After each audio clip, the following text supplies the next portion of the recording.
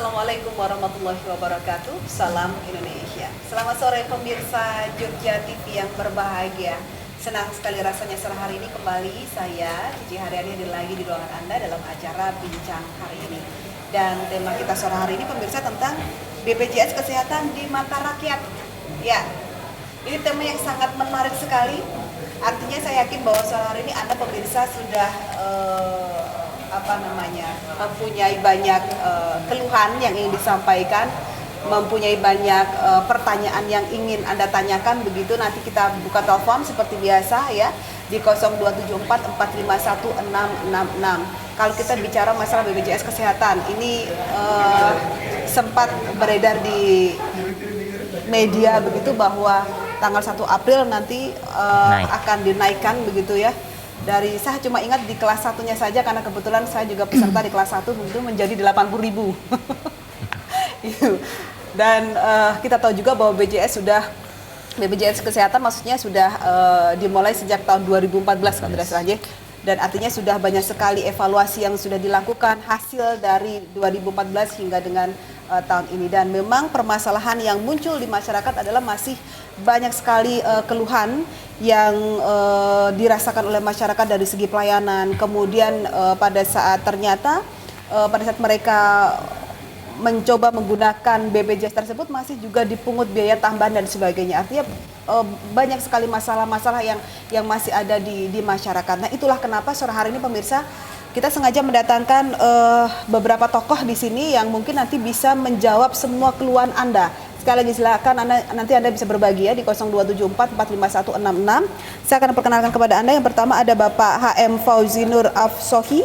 Beliau adalah Sekretaris Komisi D DPRD Kota Yogyakarta. Pak Fauzi, selamat sore. Assalamualaikum. Waalaikumsalam warahmatullahi wabarakatuh. Yang kedua ada Bapak Foki Ardianto SIP. Beliau adalah Wakil Ketua Komisi D DPRD Kota Yogyakarta. Pak Foki, selamat sore.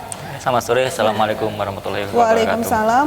Yang ketiga ada Bapak Dwi Budi Utomo SPT. Beliau anggota Komisi D DPRD Kota Yogyakarta. Pak Dwi, selamat sore. Sore, assalamualaikum. Waalaikumsalam. Yang keempat ada Ibu Dr. Upi Handayani. Beliau adalah Kepala BPJS Kesehatan DIY. Ibu Upi, selamat sore. Selamat sore. Ya, baik. Nah, keempat tamu saya ini pemirsa itu nanti yang akan memberikan banyak sekali informasi tentang BPJS Kesehatan, dan ini mungkin bisa mewakili segala bentuk pertanyaan ataupun keluhan yang Anda rasakan saat ini. Baik, kita ke Pak Foki dulu. Pak Foki. Ya, gimana?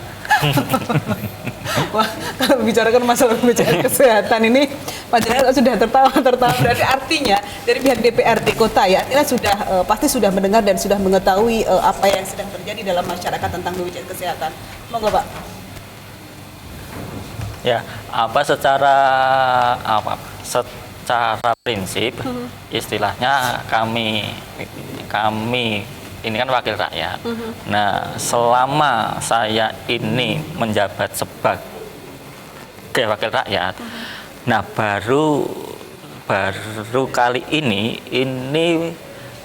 mendengarkan banyak kritikan, masukan dari segenap lapisan masyarakat, yaitu kaitannya dengan yang namanya BPJS Kesehatan ini.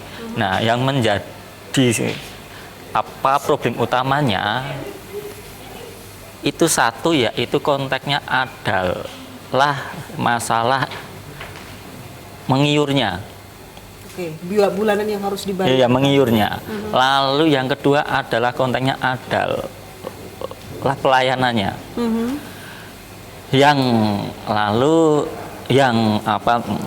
Ketiga itu transparansinya. Oke. Itu. Nah, transparansi di sini yang dimaksud seperti satu, apa? program apa yang itu bisa diakses. Itu. Nah, lalu yang kedua adalah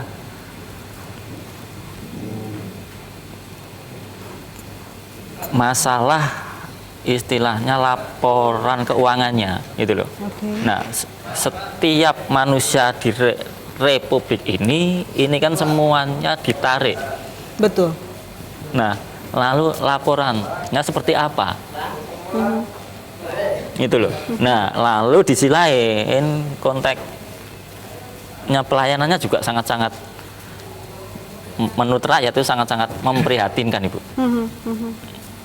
Oke, artinya Itu. tadi ada iuran, ada pelayanan, kemudian transparansi. Masalah laporan kegiatan keuangan iya. yang artinya yang ada ini belum begitu maksimal Iya. begitu ya. Baik, kita ke Pak Fauzi. Pak Fauzi, bagaimana peran DPRD Kota Yogyakarta mengenai masalah tersebut tadi? Oke, terima kasih.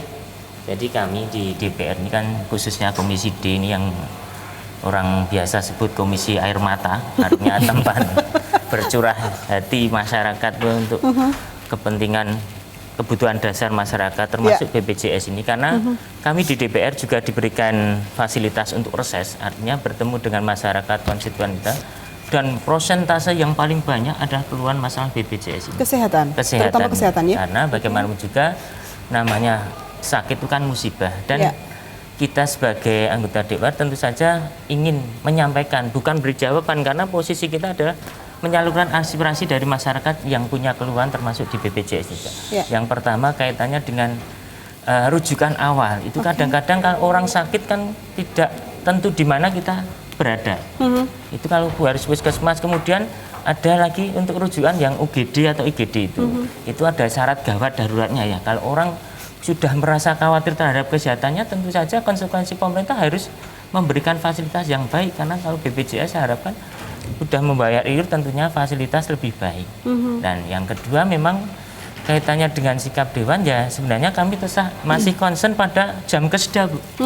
Karena jam keseda itu kan sudah dianggarkan di APBD dan jelas kriterianya yang harus kita bantu seperti apa, dan itu universal coverage, semua masyarakat di cover, karena sakit itu tidak membedakan mana yang miskin, mana yang kaya. Nah, inilah bagian dari ketugasan kita, ingin dalam dialog ini nanti mudah-mudahan kita punya bekal titik temu untuk, ya, titik temu dari BPJS untuk kita juga nanti akan reses lagi, kita sampaikan kalau nanti ada solusi yang positif ataupun yang tidak membebani rakyat, insya Allah kita akan sampaikan. Dan mudah-mudahan bagi kami ya masyarakat tahu akan hak dan tanggung jawabnya, termasuk tanggung jawab pemerintah ini kepada rakyatnya tentang kesehatan. Saya kira itu. Ya, Pak Dwi mau menambahi. Persoalan kesehatan ini kan persoalan yang sangat mendasar. Betul. Bahkan dalam pembukaan Undang-Undang Dasar, adanya negara ini adalah salah satu tujuannya untuk melindungi segenap bangsa, begitu. Nah, karenanya kami memandang bahwa persoalan kesehatan ini harus betul-betul serius kita cermati, kita carikan solusi bersama-sama. Terkait dengan BPJS, sebenarnya saya pribadi melihat secara prinsip tujuannya itu sangat mulia, gitu. Hanya memang ada kendala-kendala yang harus kita pecahkan bersama. Di antaranya yang pertama, tadi Mas Foki menyampaikan transparansi. Jadi kalau masyarakat dipungut, nah tentunya masyarakat juga harus diberi laporan, begitu. Sebenarnya dana terkumpul semuanya berapa, dipakai untuk apa saja. Kayak kita di pemerintahan daerah menggunakan dana daerah, maka harus transparan dari mana saja, untuk apa saja, dan seterusnya. Termasuk anggaran gaji, termasuk misalnya sebagiannya, kan rumornya sebagiannya itu ada untuk investasi dan seterusnya. Semuanya harus transparan. Dan ini dalam regulasi sebenarnya BPJS itu memang diminta secara tahunan setelah diaudit secara independen ya oleh auditor publik, harus menyampaikan ke media massa, begitu. Ini maksudnya adalah untuk menghilangkan keraguan dari masyarakat, Ya, artinya menumbuhkan kepercayaan. Yang kedua, bab sosialisasi. Semua mekanisme yang terkait dengan BPJS ini harus terus-menerus disosialisasikan secara luas dan masif ke masyarakat.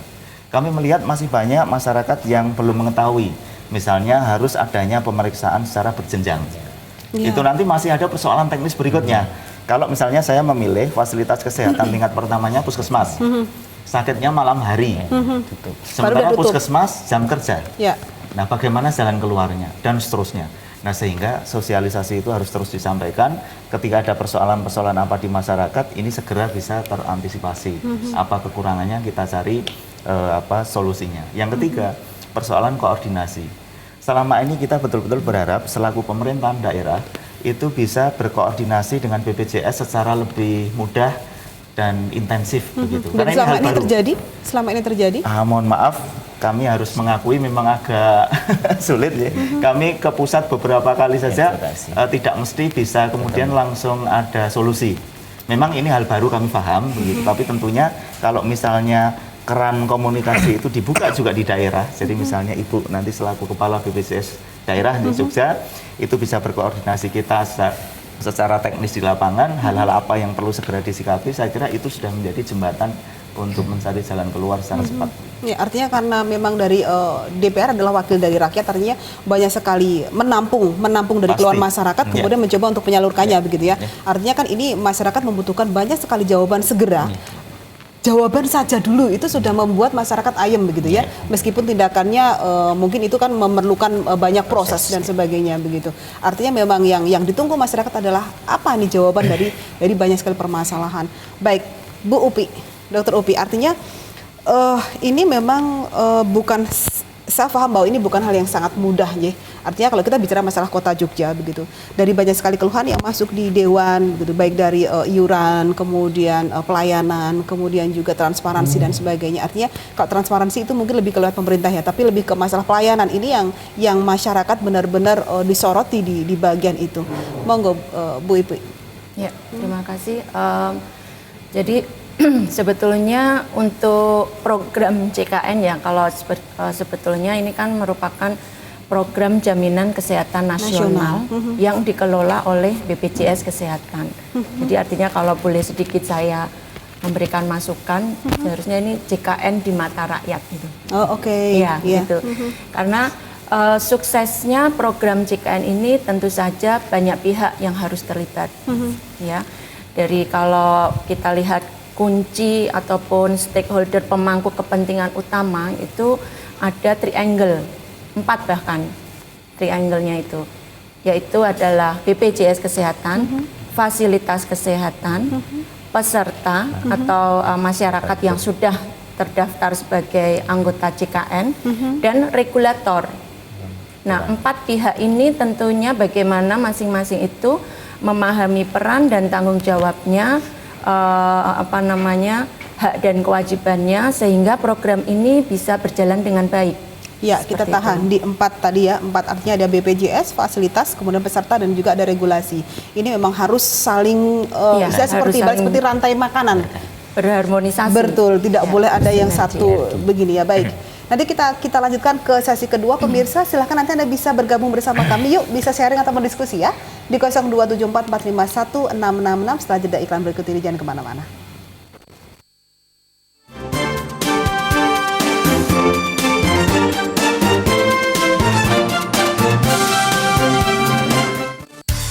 Informasi seputar politik, ekonomi, sosial budaya, bisnis, dan olahraga. Baik lokal maupun internasional, semuanya hadir secara informatif dan menghibur di Global FM, pantau juga lalu lintas Yogyakarta. Dengarkan dan sampaikan keluhan warga Yogyakarta. Global FM, media informasi Anda.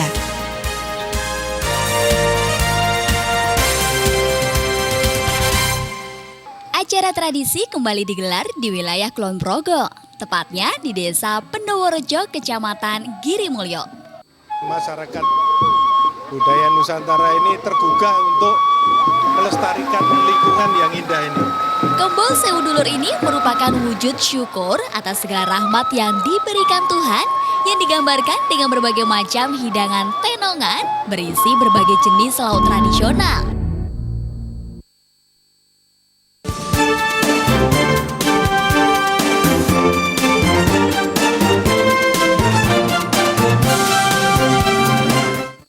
Baik pemirsa, masih di acara Bincang hari ini dan sekali lagi kami buka telepon ya, silakan Anda bisa berbagi bersama kami, diskusi ataupun sharing, silakan di 02744516666. Bu Upi, tadi ada 4 hal, BPJS, ada fasilitas, ada peserta, ada juga regulasi. Ini yang harus selalu bersinergi begitu. Artinya memang jika salah satu dari keempat hal ini ada yang mandek saja, artinya ini menjadi sebuah kendala, dan itu yang terjadi saat ini begitu Ibu?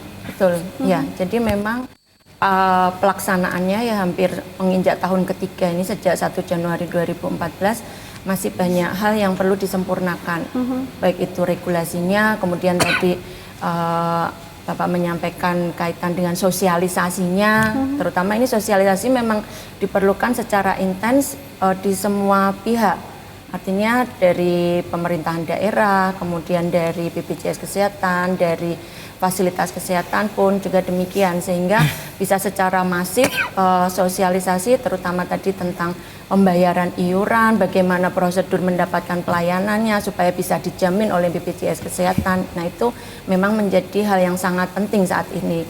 Karena sampai dengan saat ini secara total cakupan peserta yang sudah mendaftar di BPJS Kesehatan dari semua segmen, dari total asumsi jumlah penduduk di DIY ini 3,5 juta provinsi, itu untuk di kami sudah hampir 2,5 juta. Nah, artinya di situ bagaimana kita bisa meningkatkan sinergi para pihak tadi ya, terutama pemberi pelayanan ya, supaya mendapatkan mutu layanan yang baik, dan juga peserta yang 2,5 juta ini bisa mempunyai pemahaman yang baik juga bagaimana hak dan kewajibannya sebagai peserta BPJS Kesehatan itu untuk mendapatkan jaminan layanan kesehatannya. Oke, Bu, apakah kalau dari pengamatan Bu Upi sendiri sejauh ini sampai dengan hari ini, apakah memang masih ada kesalahpahaman atau mungkin dari kebijakan atau mungkin dari itu yang masyarakat belum tahu atau bagaimana, Bu?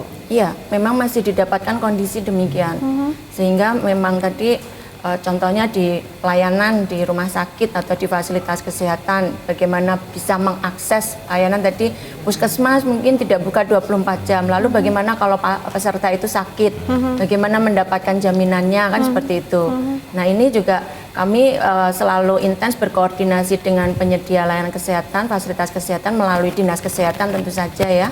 Nah, itu bagaimana melakukan improvement juga, artinya perbaikan pelayanan di tingkat baik itu tingkat pertama ataupun di rumah sakit, terutama untuk mengatasi hal-hal yang tadi sifatnya emergensi atau gawat darurat, supaya peserta atau pasien ini bisa terlayani dengan baik dan mendapatkan jaminan.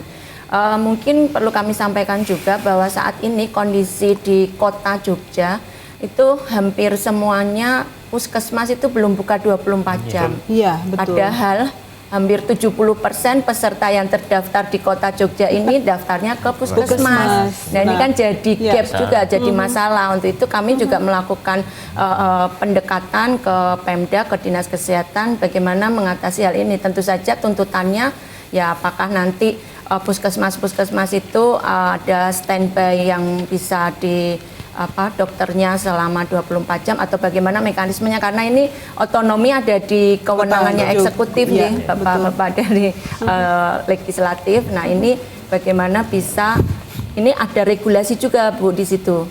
Karena kan tentu saja ada peraturan-peraturan yang di itu. Baik. Kita ke Pak Tony di Kota Baru. Pak Tony, selamat sore. Selamat sore. Ya, silakan Pak Tony, monggo. Ya, gini Bu, untuk BPJS itu pada dasarnya itu menguntungkan untuk semua masyarakat ya, gitu. Tapi yang jelas, yang pertama itu masalah pelayanan. Jadi, gini, kemarin kebetulan keponakan saya di Bali dan kebetulan kerja di Bali ya. Lantas penduduknya di Jogja. Oke. Dia mau daftar, malah kan dengan satu persyaratan itu tadi KTP sama KK kan. Ya. Nah, oleh petugas di BPJS di Bali dinyatakan ini palsu. Loh, ini gimana ini kok bisa terjadi begini gitu ya. Ya kan itu. Satu itu. Terus kedua ya, ada pasien BPJS ya. Begitu dia daftar ke rumah sakit, ternyata ditolak.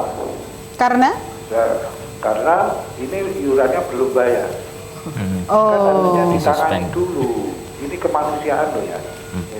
Manusia ini nyangkut nyawa ya, kan itu. Jadi baru daftar masuk rumah sakit begitu ya? Baru nanti kan dia mesti otomatis mondok kan. Ada di dalam proses pemondokan. Jadi itu kan ini dijelaskan. Nanti begitu dia keluar dari rumah sakit, biasa kan gitu. Jangan itu segitu ini. Dan banyak sekali sebetulnya itu, jadi belum maksimal itu. Cuma 2 poin itu aja.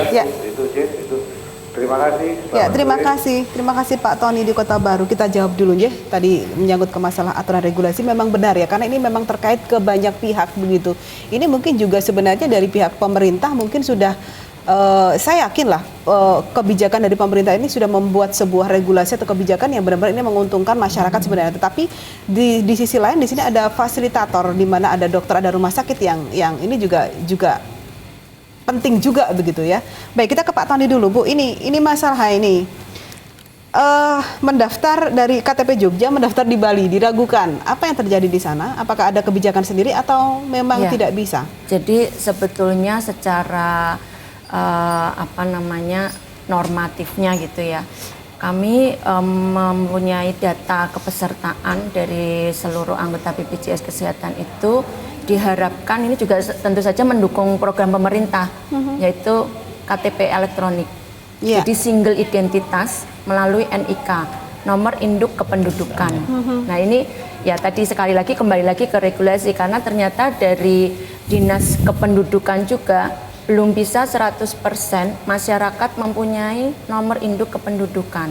Nah ini menjadi satu permasalahan juga, mungkin ini bisa Jadi masukan ya.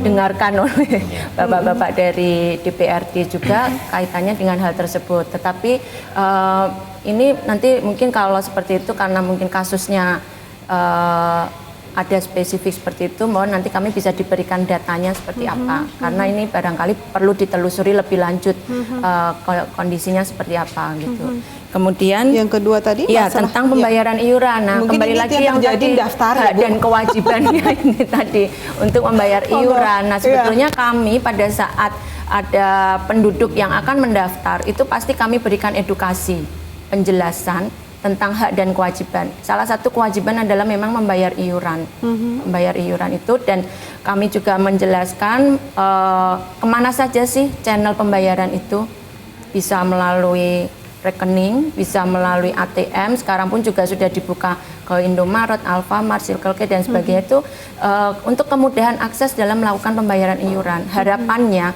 suatu saat bila sakit itu sudah tidak ada kendala untuk dijamin, karena memang ini kembali lagi ke ada aturan main, karena kalau tidak bayar iuran telat memang ada pemberhentian pelayanannya atau status kepesertaannya dinonaktifkan. Tetapi pada saat nanti di rumah sakit pasti akan ada penjelasan dari petugas BPJS Center di sana di rumah sakit, jika memang statusnya tidak aktif, kemudian karena penyebabnya adalah menunggak iuran, ketika sudah membayar iuran bisa diaktifkan, jadi bisa dijamin juga seperti itu. Sehingga ini mungkin ya kembali lagi sosialisasi tadi, meskipun kami juga pada saat ada pendaftaran secara perorangan itu kami lakukan pemberian penjelasan dan lain sebagainya, barangkali ini perlu diingatkan kembali untuk para peserta dari program BPJS ini.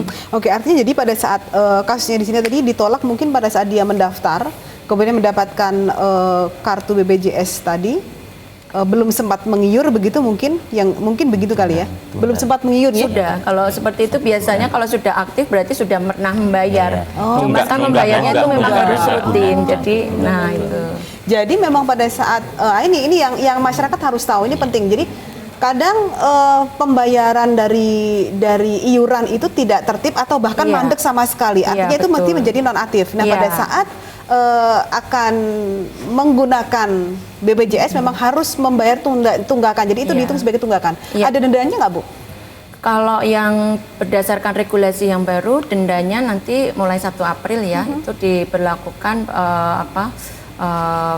pembayarannya setelah dia tertunggak, kemudian dalam jangka waktu 45 hari ada rawat inap, itu baru ada denda sesuai dengan biaya pelayanan yang nanti akan jamin seperti itu. Tetapi kalau yang sekarang ini dendanya adalah 2% dari biaya iuran yang dibayarkan. Baik, kita ke telepon berikutnya. Selamat sore, halo. Selamat sore. Ya, dengan Bapak siapa di mana? Dari Pak Suryo. Ya, silakan monggo, Pak. Nyuwun pirsa saya, Mbak. Ya. Saya kan pernah sakit di rumah sakit ya. Kenapa di rumah sakit maksud saya? Ye. Itu dulu jantung. Ya. Alhamdulillah di cover oleh BPJS. Ya. Tapi begitu yang kena saraf, yaitu saya stroke, itu kok tidak di-cover, itu obat-obatnya nggak di-cover oleh BPJS ini. Dalam jarak berapa, Pak? Beratnya gitu, gimana? Dalam jarak berapa setelah jantung, kemudian stroke, jarak berapa? Jadi pertama jantung dulu, setelah 1 bulan, terus saya stroke. Oke, dan Terus tidak tercover saya BPJS nih? masuk lagi, jantung lagi, saya pasang ring 3, jadi semuanya 4. Cuma perasaan saya, kalau untuk yang jantung di-cover semua obat-obatnya. Ya. Tapi untuk obat yang saraf ini kok sementara Tidak di-cover ya? di-cover gitu loh, pertanyaan saya itu saja. Terima kasih Bapak. Terima kasih. Sama-sama. Baik. Ini banyak sekali pertanyaan. Kita ke iklan dulu mungkin ya, lebih baik ya, karena waktunya juga sudah tidak cukup. Teman-teman dibantu saya untuk iklan dulu begitu. Baik, dan pemirsa silahkan Anda bisa bergabung bersama kami nanti di 02744516666. Dan Bapak-Bapak Dewan, nanti saya ada satu pertanyaan. Ini memang kalau kita bicara masalah regulasi begitu ya, mungkin memang dari masukan-masukan yang tadi kita dengarkan bersama begitu, mungkin memang menjadi sebuah masukan yang mungkin perlu diadakan kembali. Tadi ngomong-ngomong ada peraturan baru ya? Ya, nanti bisa dibahas nih di sesi ketiga dan sekaligus menjawab pertanyaan penelpon. Jangan kemana-mana pemirsa, masih di Bincang Hari ini sesaat lagi.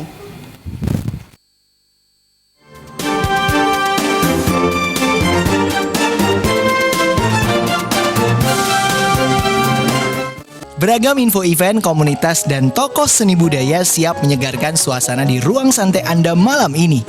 Bahkan engkau Dinda yang aku bela.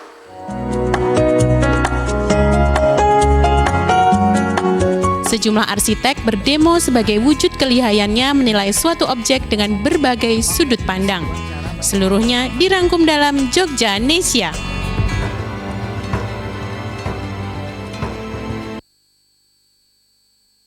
Mau pagi, siang, sore maupun malam, Tawangmangu pesonanya memang luar biasa menggoda. Minggu lalu, liburan kita sudah puas bermain-main di area Taman Wisata Grojogan Sewu. Udaranya sangat sejuk dan cocok untuk berwisata menghilangkan penat. Seperti yang pemirsa bisa lihat, di belakang saya banyak sekali tanaman stroberi. Kalau yang putih-putih gini pemirsa, nggak boleh dipetik.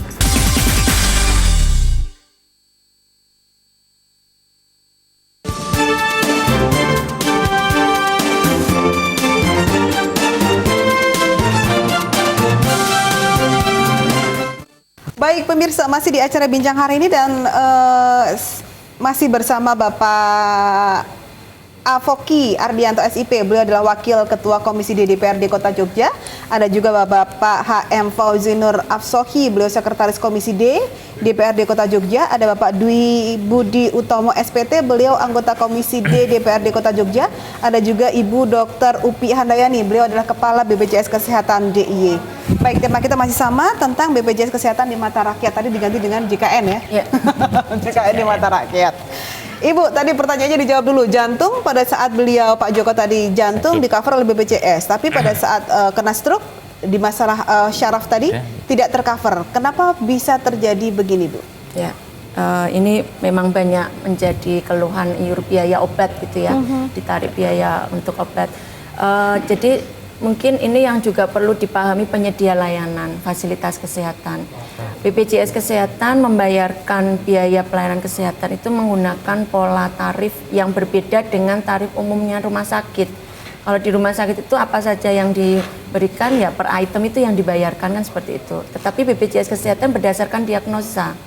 Artinya di dalam satu diagnosa misalnya tadi disebutkan stroke itu ya all in semuanya harus di cover, dijamin dan tidak boleh ada iur biaya dengan catatan sesuai hak, tidak naik kelas gitu. Tadi saya lupa menanyakan ke penanya yang kedua, apakah mondoknya rawat inap itu sesuai hak kelas atau tidak gitu. Oke. Ya, kalau sesuai hak kelas tidak boleh ada tarik iur biaya. Seperti itu. Termasuk obat-obatnya dan lain sebagainya yang sifatnya kebutuhan medis. Kalau di luar medis misalnya tisu, koran itu kan bukan medis ya. Betul. Nah, itu memang ada tambahan biaya nantinya mungkin seperti itu. Tapi kalau sifatnya medis dan sesuai hak tidak boleh ada iur biaya di semua rumah sakit yang sudah bekerja sama dengan BPJS. Tetapi ketika naik kelas, nah itu yang barangkali agak berbeda karena kalau sudah naik kelas itu kan artinya keinginan sendiri ya bisa membayar lebih. ada risiko menambah bayar iur biaya. Itu dengan catatan jika naik kelas tadi memang atas keinginan pasien. Iya. Bagaimana kalau yang terjadi bahwa naik kelas tadi oleh permintaan rumah sakit, memaksa pasien untuk naik kelas? Nah, itu satu lagi dalam tanda kutip fraud itu. Kecurangan yang itu perlu kita. Dan itu terjadi. Ya, itu artinya kita dalam melakukan kerjasama dengan pihak rumah sakit itu ada komitmen mutu layanan, kendali mutu dan kendali biaya. Dan di situ salah satu itemnya ada juga di situ. Jadi jika ada rumah sakit yang tidak patuh atau tidak komit terhadap kesepakatan kerjasama yang sudah dilakukan kerjasama dengan BPJS Kesehatan, kami akan lakukan dalam bentuk pengawasan dan lain sebagainya, feedback. Kita berikan teguran, kita berikan kita lakukan pertemuan koordinasi seperti apa gitu supaya mereka juga tetap menjalankan regulasi yang ada karena regulasinya sudah jelas, sudah ada gitu. Seperti itu. Jadi dan ini kami juga lakukan evaluasi secara periodik 1 tahun sekali tentang perjanjian kerjasama dengan rumah sakit. Jadi kalau di tahun depan kami lakukan perpanjangan kerjasama, kalau dalam masa kerjasama ini ada hal-hal yang sifatnya tidak komitmen tadi, bisa dilakukan pertimbangan, diperpanjang atau tidak nanti nih kerjasamanya dengan rumah sakit yang seperti itu. Dan apakah itu berimbas terhadap rumah sakit tersebut seandainya tidak diperpanjang? Ya tentu saja, pasti.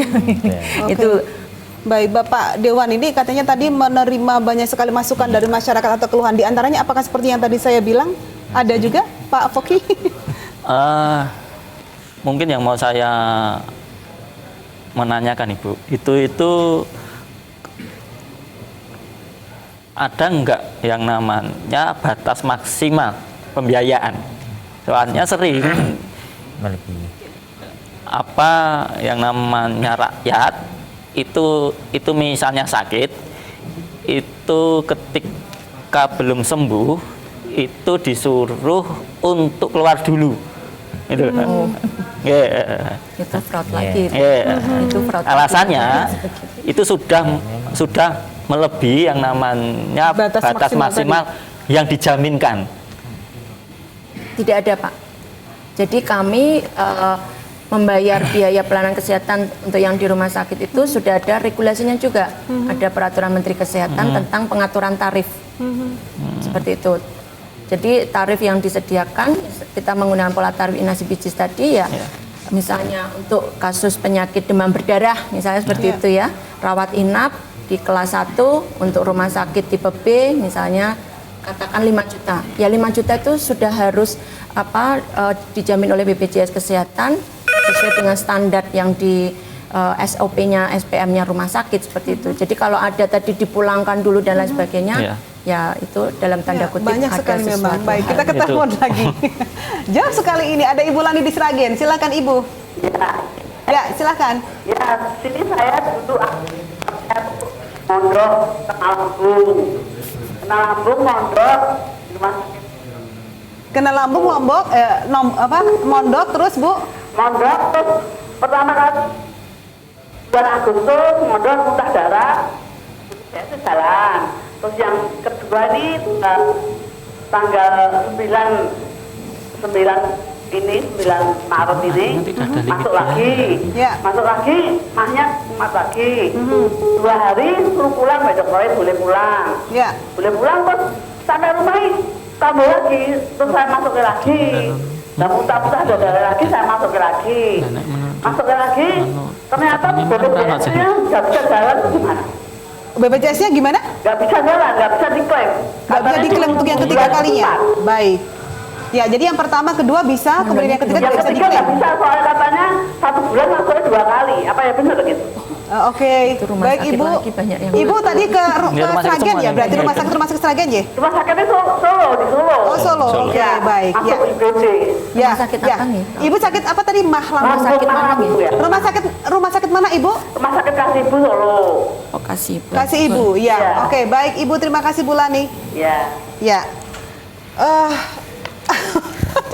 Silakan Bapak ingin menambah. Ini memang kasus nyata loh. Ya, banyak jadi sama ternyata, kasusnya juga sama. Jadi begini yang saya sampaikan. Kita itu dari Dewan memang amanat dari sebelum kita hadir di sini pun kita di medsos mengatakan monggo dari masyarakat kalau mau ada keluhan monggo kita sampaikan. Yang pertama yang harus saya sampaikan kepada BPJS untuk tidak naik iurannya. Naik iuran. Itu yang jadi amanah yang saya. Kemudian perbaiki pelayanan karena saya setuju Pak siapa tadi Pak Tony, ini menyangkut nyawa. Jadi kalau orang sakit dipersulit ataupun dengan kondisi kronik itu tambah emosi. Jadi sehingga ini banyak ya istilahnya pertikan di rumah sakit karena apa? Kaitannya dengan pelayanan yang disampaikan para pemirsa tadi. Sehingga harapan kami sebelum dinaikkan dievaluasi dulu lah segala SOP, kemudian masyarakat tadi diberikan sosialisasi yang masif, kemudian ya biar kesadaran masyarakat terhadap tanggung jawab dan haknya itu equal sama. Tapi saya lihat tadi ya ini jadi tidak ada keseimbangan dan keadilan. Ketika masyarakat itu belum membayar langsung di-cut, tetapi ketika ada masyarakat lapor kepada BPJS layanan kesehatannya kok belum gini nih, tidak langsung ditindaklanjutinya. Nah, sehingga inilah kesenjangan ini harus kita mediasi. Kemudian bagi kami langkah baiknya besok juga dari BPJS bisa kita datangkan ke kantor untuk kita minta penjelasan terhadap masalah yang ada di Yonsewu dapil masing-masing. Itu tentu saja di belakang kita itu kan ada konstituen masyarakat yang ingin ya secara jernih, secara lugas tahu apa sebenarnya program-program di BPJS sehingga kemudian dengan komunikasi itu kita menyampaikan enak, informasinya lengkap, datanya juga valid seperti itu. Dan saya tidak tahu apakah ini nanti akan terjadi benar 1 April nanti akan menjadi naik iurannya. Jadi kalau boleh saya sampaikan, kalau kita cermati lebih dalam lagi peraturan Presiden nomor 19 tahun 2016 itu, sebetulnya esensi yang paling besar di situ adalah penyesuaian iuran khususnya untuk yang peserta mandiri perorangan. Kalau yang lain itu sebetulnya tidak substansial perubahannya seperti itu, karena kalau yang untuk penerima bantuan iuran untuk masyarakat yang tidak mampu itu kan yang menanggung pemerintah gitu ya. Jadi ini tidak ini. Kemudian untuk yang peserta yang mandiri perorangan ini mungkin menanggapi pertanyaan yang di awal tadi transparansi tentang pemanfaatan dana iuran itu perlu kami sampaikan bahwa di tahun lalu itu besaran pendapatan yang diterima khususnya untuk yang mandiri perorangan dibandingkan dengan biaya yang dikeluarkan itu 500%. Artinya yang dibayar iurannya 100, yang dibayarkan untuk membiayai jaminan kesehatan itu 500. Seperti itu. Karena ternyata dari demografi penyakit yang diderita oleh peserta khususnya untuk yang mandiri perorangan hampir semuanya sih, tetapi kita soroti yang mandiri perorangan itu sebagian besar adalah penyakit-penyakit tidak menular, penyakit degeneratif, penyakit katastrofik seperti tadi sudah jantung, stroke, gagal ginjal, cuci darah, kanker. Nah itu yang mendominasi. Tentu saja ini biayanya sangat besar itu pembiayaannya. Apalagi dengan sekarang tarif umum di rumah sakit yang luar biasa tingginya kan seperti itu. Nah ini artinya memang perlu dipikirkan bersama, sih banyak PR-nya. Tetapi ini bagaimana regulasi itu terus disempurnakan, diharmonisasi, termasuk komunikasi dan koordinasi. Kami juga menyambut baik dengan acara pada sore hari ini. Kami bisa bertatap muka secara langsung dengan bapak-bapak dari Dewan ini. Supaya juga kami punya masalah Pak seperti ini, bagaimana menjembatani dengan pihak eksekutif sebagai regulator, kemudian dengan penyedia layanan di fasilitas kesehatan. Nah ini juga masih ketenagaan juga nanti dari dokter itu juga sudah banyak overload seperti itu. Ini juga perlu dipikirkan ini bagaimana ini, karena ada beberapa regulasi dokternya kurang tapi nggak boleh rekrut lagi, itu betul tidak Pak? Nah itu di beberapa daerah masih dirasakan seperti itu. Kemudian juga fasilitas kesehatan juga masih banyak terkonsentrasi di wilayah perkotaan. Sedangkan peserta BPJS itu kan ya hampir semuanya ada di wilayah perifer pun juga demikian. Ini di DIY seperti itu kondisinya, masih banyak yang masih perlu diperbaiki lagi. Ya mudah-mudahan dengan ini masuk ke tahun ketiga ini ya nanti dimulai dengan penyesuaian iuran yang sebetulnya tadi menyesuaikan iuran itu untuk nutup yang 500% itu dulu gitu. Tetapi ini kami juga selalu berkomitmen dengan penyedia layanan mutu layanan ini harus tetap terjaga, harus lebih ditingkatkan lagi. Dengan bukti masih banyak fakta, keluhan tentang pelayanan masih banyak gitu. Ya. Dan menanggapi dari Bu Lani di Sragen tadi, artinya ini juga pelanggaran ya? Curang. Ya, karena bisa jadi begitu. Sekali di cover, kedua di cover, ketiganya tidak di cover. Ya, dengan rumah sakit yang sama. Iya, di rumah sakit yang sama. Ini perlu diklarifikasi lagi nanti kita telusuri nanti. Kami akan sampaikan ke rekan kami yang bertugas di wilayah Solo ya, Surakarta. Dan keluhan mereka sama biasanya, kata ini masalah untung rugi. Jadi kalau sudah ketemu antara pasien dengan rumah sakit, pasti pembicaraannya masalah untung dan rugi begitu. Itu yang benar-benar dirasakan oleh pasien atau masyarakat gitu. Baik, masih ada satu sesi terakhir. Kita akan kembali lagi, pemirsa jangan kemana-mana, tetap bersama kami dalam bincang hari ini sesaat lagi.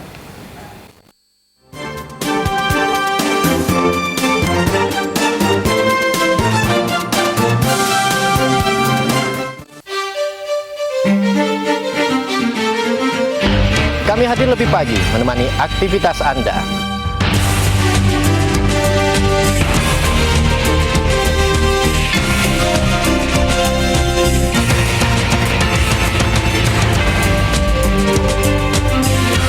Menemani aktivitas siang Anda.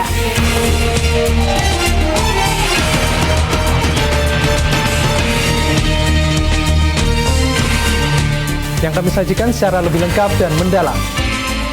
Pawartos sosial kabudayan ingkang mentes migunani lan rakyat. Dari DI dan sekitarnya yang kami rangkum dalam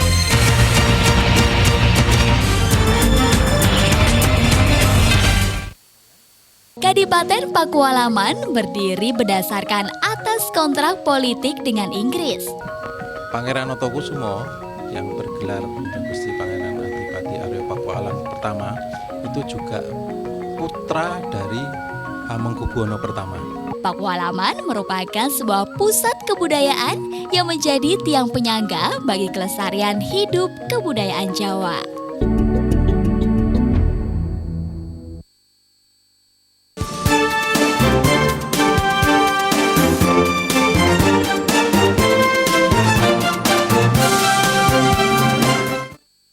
Baik pemirsa, ini adalah sesi terakhir di acara bincang hari ini dan memang asik ya, artinya banyak sekali masyarakat yang ingin bergabung bersama kami. Dan jangan khawatir pemirsa, Anda yang masuk atau telepon bergabung bersama kami hari nanti akan mendapat kenang-kenangan loh, ini luar biasa dari DPRD Kota Yogyakarta ya. Nanti kita akan pilih 2 orang yang beruntung akan mendapatkan kenang-kenangan dari DPRD Kota Yogyakarta gitu. Jadi silahkan, mumpung masih ada ini satu penelpon lagi, saya buka di 02744516666. Baik, Pak Dwi, bagaimana arah kebijakan dari DPRD Kota Jogja tentang pelaksanaan jaminan kesehatan? Iya, jadi Kota Jogja ini kan dalam 3-4 tahun terakhir ini DPRD itu kan sudah memberikan perhatian secara khusus terkait dengan kesehatan begitu. Semua masyarakat Kota Jogja itu sudah kita jamin pembiayaan kesehatannya melalui Jamkesda, jaminan kesehatan daerah gitu. Hingga tahun 2016 ini pun tetap kita ada anggaran ke situ ya, sebesar 27 miliar sekian gitu. Nah, dengan hitung-hitungan 27 miliar sekian itu bisa untuk memenuhi kebutuhan kesehatan masyarakat Kota Jogja. Nah, ini memang menjadi pertemuan yang sangat menggembirakan dengan Ibu Kepala BPJS Jogja karena salah satu PR kita adalah menurut undang-undang itu 2019 kan semua harus melebur ke BPJS, ke JKN tadi. Nah, karenanya ini menjadi perhatian yang khusus bagi kami untuk koordinasi ke depannya. Kami dari rekan-rekan Dewan itu lebih sepakat sebetulnya. Jadi hitungan kita begini, ini laporan Dinsos beberapa bulan yang lalu. Jumlah penduduk Kota Jogja itu 413.000 sekian. Yang sudah tercover, baik PBI ataupun Mandiri ataupun jaminan yang lain-lain itu macam-macam, berasal dari Askes dan seterusnya begitu. Itu sudah mencapai 340-an. Yang belum terjamin itu tinggal 70 ribuan saja. Oke, baik, kita berhenti sejenak. ke Mbak Devi di Sleman. Selamat sore. Selamat sore, Mbak. Ya, silakan Ibu Devi, silakan. Mbak, masih mahasiswa. Oh, mahasiswa, baik. Nah, berarti. Ya. Oh, salah ya. Jadi ceritanya saya mengeluh kemarin kan waktu sakit tanggal 6, itu saya periksa di fase pertama. Lalu kambuh lagi tanggal 9. Saya mah sama diare. Mah sama diare, oke. Tanggal 9 itu saya sampai di Gantri. Saya kembali lagi ke fase 1. Nah, di situ saya minta untuk cek lab dan atau gimana. Nah, di situ satu-satu nggak memberikan rujukan, hanya memberikan obat. Dan saya kembali pulang, minum obat, terus sembuh, dan akhirnya tanggal 16 itu saya dehidrasi. Oke. Dehidrasi itu saya langsung lari ke rumah sakit swasta yang besar, Jogja. Teman lagi. Nah, di situ saya langsung diinfus, langsung masuk ke video segala macam. Nah, terus akhirnya saya rawat inap di situ saya nggak bisa cover BPJS Mbak, karena saya nggak bawa rujukan. Nah, sedangkan fase pertama itu saya kena mutaber gitu. Kan emang dari awal kayak gitu udah kehabisan cairan. Nah, padahal dalam aturan BPJS itu untuk sakit mutaber itu dan kecelakaan itu bisa langsung ditangani di rumah sakit mana saja, asal sudah masuk UGD. Ya. Nah, setelah itu saya rawat inap selama 4 hari. Akhirnya terkena radang infeksi dan masuk ke usus buntu, dioperasi. Nah, baru pulang kemarin minggu itu, nah ternyata nggak bisa recover, padahal saya memiliki hak.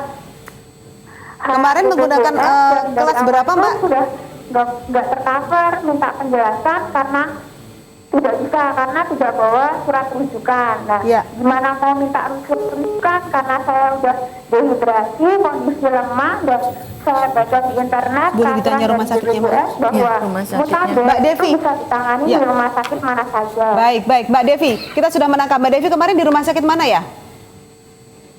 Halo? Panti Rapi. Iya. Oke, baik. Sudah saya kasih teguran yang kedua, Mbak. Baik, terima kasih ya Mbak Devi. Ya, sama-sama. Ya, baik.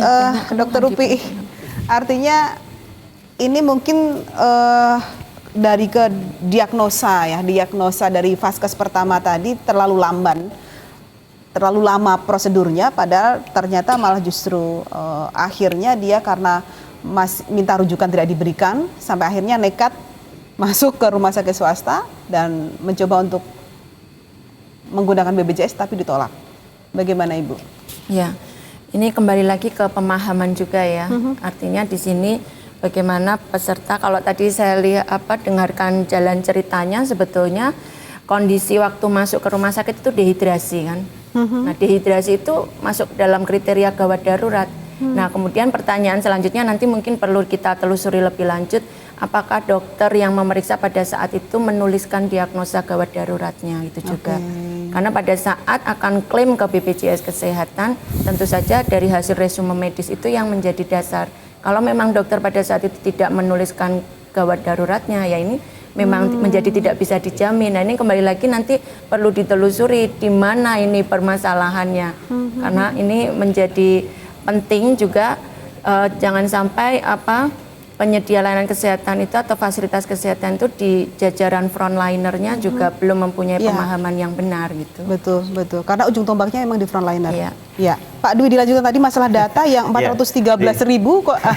Secara singkat beginilah. Jadi kita masih ada anggaran Jamkesda yang sangat memadai bagi warga Kota Jogja yang ber-KTP Kota Jogja dan KTP-nya sudah diurus ya untuk elektronik dan hidup masa berlakunya, tidak perlu khawatir begitu. Silakan periksa di rumah sakit yang ada di Jogja. Sudah 26 rumah sakit bersama dengan kita, hampir semua rumah sakit itu ya, itu tercover. Asal tetap melalui mekanisme atau prosedur yang benar begitu. Yang kedua, terkait dengan sudah sebagian besar warga kota yang ikut ke BPJS. Nah, keluhan-keluhan masih banyak, silahkan. Ini kita sudah ketemu langsung dengan Bu Upi selaku Kepala BPJS Jogja. Kita siap untuk koordinasi lebih intensif di tingkat daerah, sehingga lebih cepat untuk bisa kita carikan solusinya. Yang ketiga, PR kita ke depan, karena maksimal 2019 tadi amanahnya kita harus berintegrasi ke BPJS. Kita nanti akan koordinasi secara intensif, tapi kita kalangan Dewan rekan-rekan ini lebih sepakat tetap siapapun warga Kota Jogja yang dia berkenan untuk dirawat di kelas 3 nanti tetap bisa dibiayai sepenuhnya oleh APBD Kota Jogja melalui mekanisme PBI. Ya, pertanyaannya adalah pada saat apakah tadi dikatakan bahwa setiap warga Jogja KTP-nya Kota Jogja bisa menggunakan jam kesedah tadi. Apakah ini bagi masyarakat Jogja yang juga sudah mempunyai BPJS juga di-cover juga? Itu biasanya rumah sakit kan sudah memiliki database. Jadi yang sudah terlanjur mendaftar, mohon maaf bahasanya terlanjur Bu. Memang kemudian berlakunya adalah mekanisme BPJS. Tapi bagi yang belum ikut karena memang belum punya dana. Jadi begini, kalau KMS clear warga miskin ya. Nah, yang deket-deket ini kadang kan ikut BPJS, mohon maaf Bu ya. Ikut itu karena takut begitu. Nah, kita takut kalau misalnya ada persoalan kesehatan dia tidak bisa membiayai sehingga terpaksa ikut BPJS sehingga beberapa kali dia bisa tapi kemudian beberapa saat nggak bisa membayar kan yang itu yang terjadi banyak makanya yang seperti ini makanya tidak perlu khawatir untuk kemudian tergesa-gesa untuk ikut BPJS terlebih dahulu karena jam kesedah kita masih memadai. Luar biasa, ini yang diharapkan dari tadi sebenarnya. Ya, dengan catatan tadi ya yang belum tercover oleh BPJS ya, artinya apakah sebentar satu pertanyaan lagi nih, jam kesedah ini untuk seluruh lapisan masyarakat dari yang tidak mampu sampai dengan mampu? Yang penting KTP Jogja? Asal mau dirawat di kelas 3. Dengan catatan dirawat di kelas 3 loh Bapak Ibu. Itu kalau bisa ya. Mau VIP ya mohon maaf. Ditambah lagi. Bayar sendiri, nggak ada tambahan. Nggak ada tambahan. Jadi kalau misalnya ini fasilitasi kita karena pemahaman kita ini kebutuhan dasar masyarakat menjadi kewajiban pemerintahan, maka kita penuhi. Tapi kalau kemudian dia memilih kelas 2, kelas 1 apalagi VIP, maka kemudian ini tidak berlaku menjadi jadi gugur ya. Gugur baik. PPI begitu, mekanisme PPI begitu. Dia bisa dimanfaatkan kalau dia dirawat di kelas 3. Kecuali rumah sakit penuh kelas 3-nya, kemudian adanya kelas 2 dia dititipkan. Itu bonus ya. Itu bonus. Ada lagi dari Pak Fakih atau Pak Fauzi? Jadi kaitannya dengan yang namanya kebijakan itu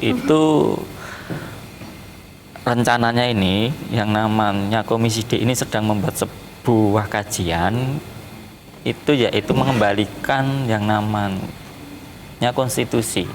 Ketika bicara kesehatan itu di situ muaranya hanya satu. Jadi hanya haknya rakyat itu loh. Jadi tidak ada yang namanya kewajiban rakyat sebenarnya.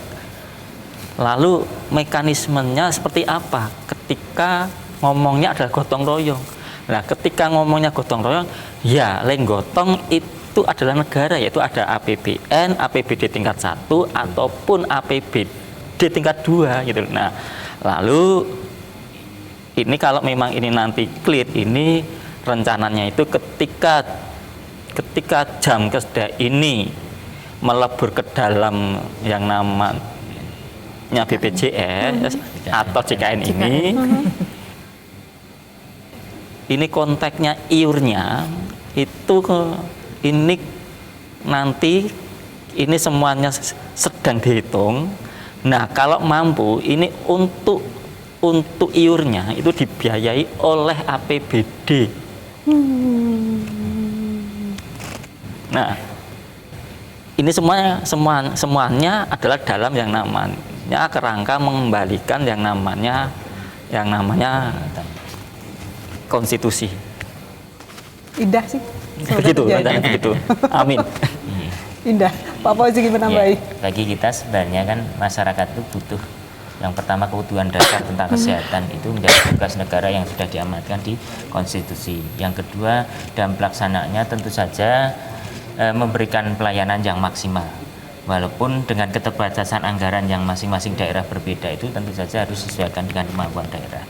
Kemudian yang ketiga jangan sampai ini menjadi momok ataupun menakutkan kita BPJS itu ada ancaman ketika dulu soundingnya itu kalau tidak punya BPS nggak bisa memperpanjang SIM, KTP, IMB kan jadi masyarakat itu kembali lagi pada zaman kolonial, ada tekanan negara terhadap masyarakatnya. Nah, ini yang tidak kita hendaki. Artinya monggo nanti kita diskusi setelah ini, mungkin kita sudah ketemu dengan BPJS, kemudian ada koordinasi apa yang disampaikan oleh Pak Bibu tadi, sehingga kita di dalam menjalankan amanah undang-undang itu benar pada realnya, kemudian hak masyarakat terhadap negara atas kesehatannya itu benar-benar bisa dijamin. Tidak ada rasa ketakutan seperti itu. Ya, baik. Dr. Upi, monggo terakhir sekali apa yang ingin Bu Upi sampaikan kepada masyarakat?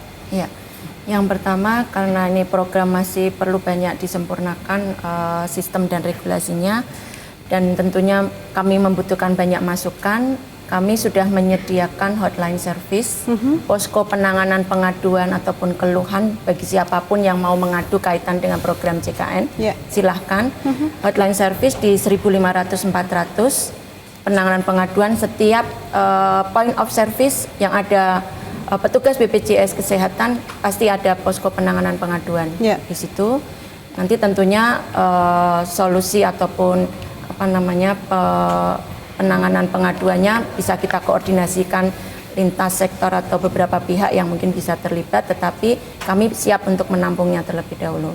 Kemudian yang kedua, karena mengingat sekarang ini perubahan pergeseran penyakit ke arah katastrofik jantung dan lain sebagainya, mari kita sama-sama meningkatkan promotif dan preventif, tetap menjaga kesehatan.